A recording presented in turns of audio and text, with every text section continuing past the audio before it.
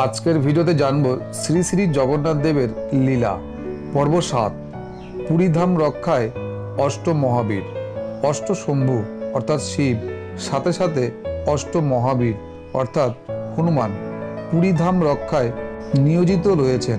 এই মহাবীরগণ হচ্ছেন যথা সিদ্ধ মহাবীর, দরিয়া মহাবীর, কানপাতা মহাবীর, বর্গী হনুমান, মসনি মহাবীর, পঞ্চমুখী মহাবীর, ফতে মহাবীর এবং শিরুলি মহাবীর। শ্রী মন্দিরের সুরক্ষার জন্য হনুমান মন্দিরের চারপাশে পাহারা দিচ্ছেন। সিংহদ্বারে জগন্নাথ মন্দিরের প্রধান প্রবেশ পথ, পূর্ব দ্বারে রয়েছেন ফতে হনুমান, পশ্চিম দ্বারে রয়েছেন বীর বিক্রম হনুমান, উত্তর দ্বারে রয়েছেন তপস্বী হনুমান এবং দক্ষিণ দ্বারে রয়েছেন কানপাতা হনুমান ও বড় ভাই হনুমান। কানপাতা হনুমান সম্পর্কে জানব। কানপাতা হনুমান, এই হনুমানের একটি সুন্দর কাহিনী রয়েছে। মহাসাগরের তীরে জগন্নাথ মন্দির অবস্থিত।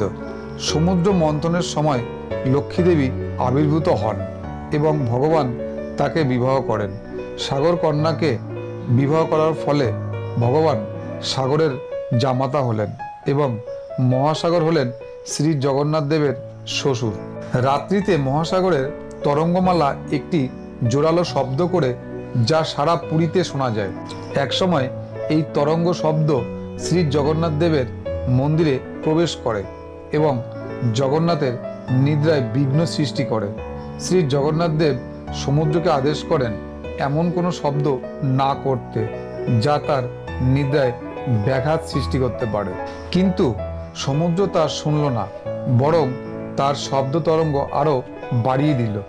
তখন জগন্নাথ হনুমানকে খবর দিল এবং বলল যাতে সমুদ্রের শব্দ মন্দিরে না আসে সেই ব্যবস্থা করতে।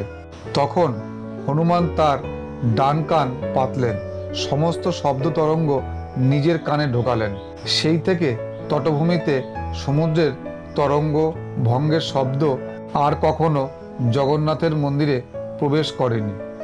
শ্রী জগন্নাথ তার ভক্ত হনুমানকে দক্ষিণ দ্বারে পাহারায় নিয়োজিত করে বললেন যে সে যেন সবসময় সতর্কভাবে সমুদ্রের ধ্বনি দিকে মনোযোগ রাখে এবং কোনো শব্দ যেন মন্দিরে প্রবেশ না করতে পারে তা নিশ্চিত করে।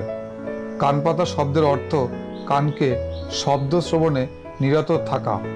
সেই জন্য এই দ্বারে পাহারারত হনুমানকে বলা হয় কানপাতা হনুমান। নীলাচলে নীলমাধব প্রভু জগন্নাথ, ভক্তজনে কৃপা করো দেও আশীর্বাদ। জয় জগন্নাথ। হরে কৃষ্ণ কৃষ্ণ কৃষ্ণ হরে হরে, হরে রাম রাম রাম হরে হরে।